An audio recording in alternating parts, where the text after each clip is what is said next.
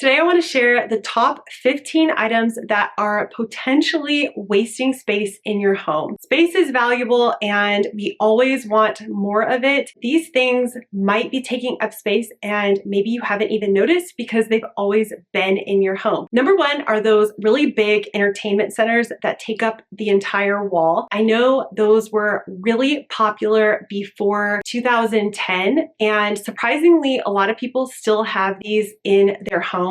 When we lived in our previous home, we had an entertainment center that was just one of those bottom cabinets, but we put the TV on it. And when I started decluttering, I got rid of that and hung the TV on the wall, and I was shocked at how much space we created by getting rid of that entertainment center. Number two, and I know this might be controversial, is exercise equipment in your regular main living space. I know we all want to exercise and we all have the best intentions. A lot of the time it ends up becoming a place where we just store a whole bunch of junk and we don't actually end up using the exercise equipment. If you have a big home and there's space for it and it doesn't bother you, then that is great. But a lot of us don't have huge homes and we're looking for that extra space, and getting rid of the big bulky exercise equipment that's not being used can be a really great way to find some extra space. Decorative baskets that are stashed in the corner full of blankets and decorative pillows,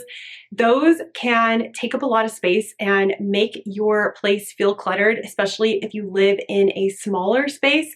Some people love it and it's a way to decorate, but a lot of the time I've found when I tried it ages ago that we didn't actually use the blankets in that basket. They just collected dust and spider webs, and it was one more thing to have to deal with, cleaning out. And so I ended up just putting all those blankets in with all my other linens that we could still easily get to, but I no longer have it sitting out as a decorative thing to look at.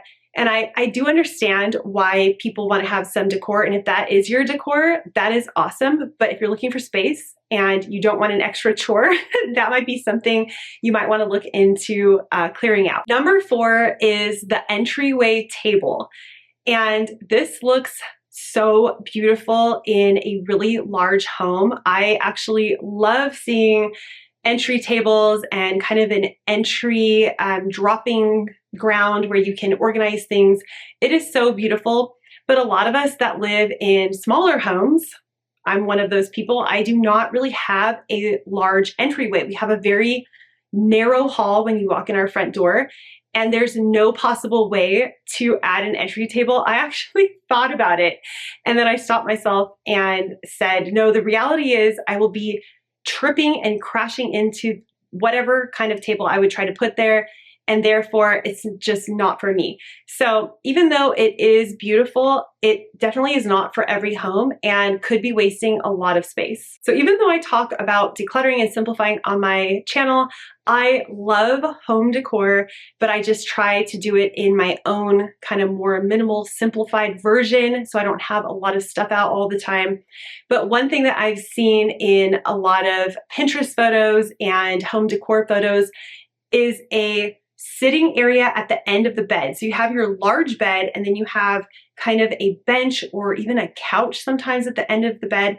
And that can be a huge waste of space, especially if your room is not that big. And I have, dreamed of that, but that is never going to happen in our house because our bedrooms are about 12 by 12 and you can barely fit a large bed in there and have room to walk around.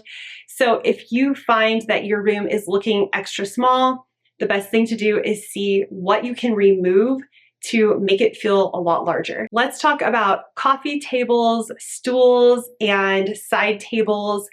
This is something that can take up a lot of space, but we have it in our heads that you have to have a coffee table or you have to have a side table.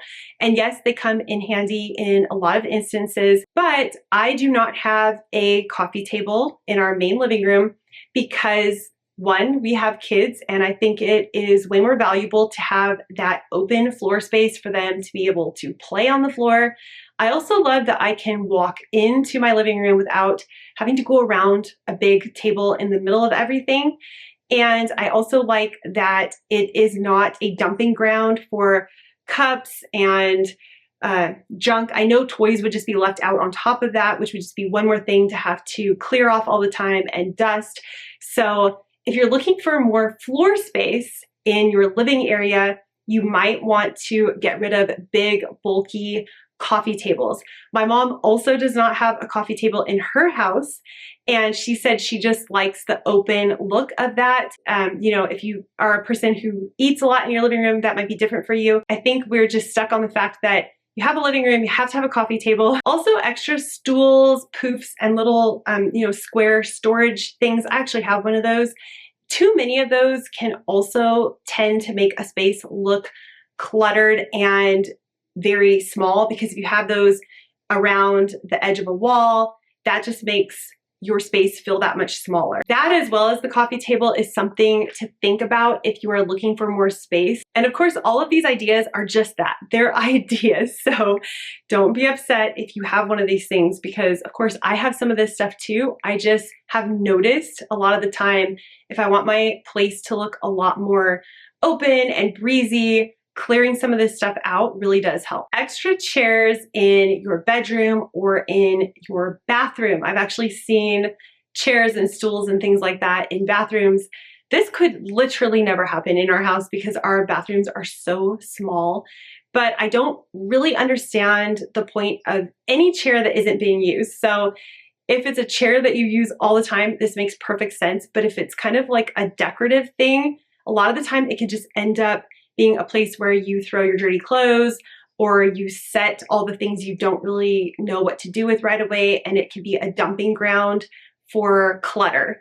And so removing those accent chairs that are never being used can be a really good idea. Big, bulky kitchen appliances are huge space wasters. If you use it all the time, then that makes perfect sense. But let me tell you a quick story about my crock pot. So I had a crock pot for a long time that I never used. I don't eat meat, so we weren't using it for that. And then I had it in the back of my head that I was going to look up some recipes to use it for, like beans or something like that, and I never did. So for years we weren't using the crock pot, and then finally I decided to declutter the crock pot, and that gave me so much space because we all know they're pretty large.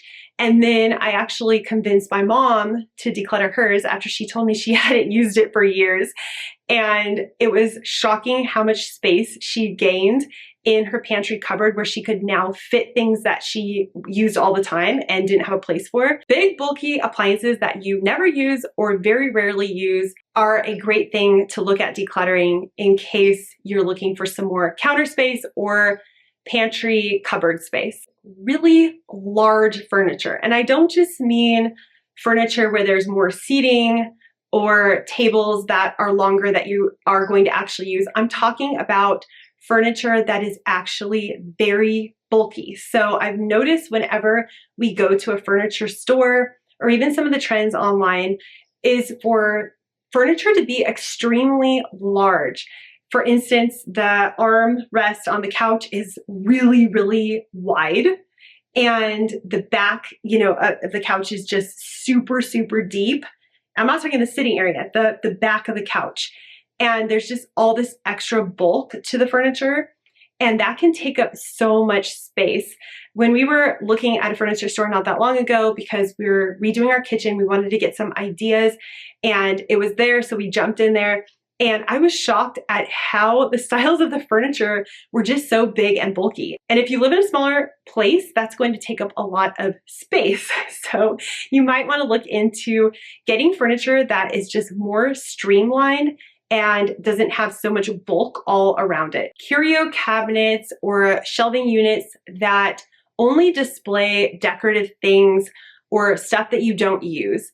So that can be beautiful, again, if you have a really large home that you just want to fill. A better way could be to display those items that you love in a place in your home that you see all the time, maybe a shelf in your kitchen or on the mantle, somewhere that is more spread out instead of having all the knickknacks in one cupboard.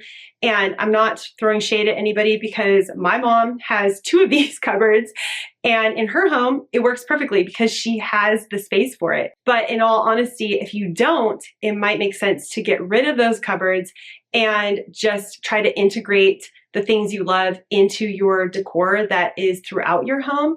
And then maybe look at decluttering the things that maybe don't mean as much to you. I want to take one moment to tell you about my decluttering ebook. If you are struggling with decluttering and getting overwhelmed, I have an ebook that will help you get started on the process. It includes checklists, and right now I have an added bonus, which is the Get Things Done planner. So I will have all that information linked in the description box below. And you can also join my free email list, and I will send a PDF 30-day declutter challenge checklist straight to your inbox. Let's talk about something that I think a lot of people don't think about, and this really does matter on the size of your home. So if you have an extra room for a guest bedroom that is solely just the whole purpose is the guest bedroom, that's great. But if you don't, and you feel as if you need to have a guest bedroom, that could actually be taking up space that could be used in your everyday life. And I have a good example, which is how I grew up. And my parents have a bedroom downstairs that my whole life living there until the very end when I moved out, that was their guest bedroom. So anytime someone came over, that bedroom was for them, and no one even went in that room besides when we had a guest over. I think my mom stored some stuff in the closet, that she used once in a while. But other than that, that was the guest bedroom. So that bedroom, 90% of the time, was never used. And then I think I was in probably high school or right before I moved out, they decided to turn that into their home office, which was such a great thing to do because now they use it every single day, which is an amazing use of space where when it was a guest room, it was really just kind of a waste of space all those years. If you have guests all the time, maybe there's a way to integrate the two together with, half of it being an office and then maybe having a Murphy bed or a blow-up mattress or a pull-out couch, some way to get the most use you can out of the room, and then also have it for when the random guest comes over. And of course, this only applies for people that aren't having guests all the time. So if we had guests all the time, we would probably have a way to have a more permanent type of guest room. When my third son was born, that's when we turned the kind of guest extra room that was kind of a multi-purpose play office room into his bedroom. And now when we have a guest, we just move him into the other boys' room. So 3 boys share a room for maybe a short time, and we put a blow-up mattress in his room, and the problem is solved because we do not have guests all that often, but we want to get the most use we can out of all of our bedrooms. A big waste of space could be storing decor that you never use or rarely use. I am definitely guilty of this. I have one bin of extra home decor that I make sure I go through all the time. And if I'm not using that decor and switching it out regularly, I usually declutter those items because I don't want to be storing and taking up valuable space in my cupboards that I could be using for organizing everyday items with home decor type items that I'm just never going to use. Old speakers or sound systems used to be really, really bulky and take up a lot of space. And a lot of the time, especially if you're a little older, that was the way it was. You had these humongous speakers all around your house. My dad had them too, up above the bed and everywhere. And they take up a lot of space. And if you're not using them anymore, because there's way better sound systems out there that are way smaller, you can feel free to declutter those items and free up that space. I have kind of a funny story that when we went to visit my husband's family in New Zealand, we were over there and there were these big speakers on like a stand, and maybe they use them, I have no idea, but the cat jumped and knocked the podium that the speaker was this big, went flying off and crashed to the ground. And I thought, wow, that is actually quite dangerous. because it was just in the middle of the room, you know, this huge speaker. It was quite funny at the time, and maybe they do use them, I'm not sure, but that's the type of thing that can actually waste a lot of space in your living area if you're not using it. Large toy storage areas in your main living space can take up so much room and cause a lot of chaos. So of course, this is probably going to only apply to people that have kids or maybe grandkids, but I no longer store any toys whatsoever in our main living area. All the toys are in my kids' rooms, and my policy is that if it doesn't fit in your room, then we are not keeping it. I just am not ever going to have toys stored in our main living area ever again, because two reasons. One, it takes up a lot of room unnecessarily, and it kind of encroaches on everyone else who lives in the house to have to see this disaster area of toys. Even if you find a cute way to store it, it's still there.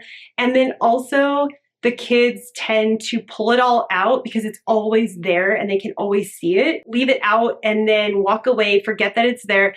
Where if the toys are in their room, they could still pull them out, but then at the end of the day, they know, okay, we're gonna clean it all up and put it back in their room. Don't attack me for this next one, but plants, real or fake, can take up a lot of space. And this is coming from someone who loves plants, and I probably have over 20 plants in my house.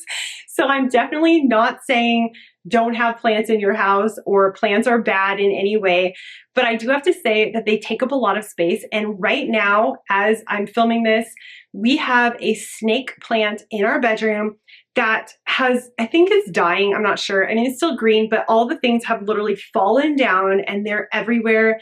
It's taking up so much space, and I am thinking of decluttering that plant and just having it open right there and see how I feel about it, because I think it will make it look a lot less cluttered in there. And this is coming from someone who loves plants, that sometimes even I have to be real and look at my living space and question if it's getting too cluttered and if I should declutter some stuff. If you are new here, you can hit the subscribe button to join my channel, and you can click right here to watch the 30-day declutter challenge playlist to get some more decluttering inspiration, and I will see you in the next video. Bye!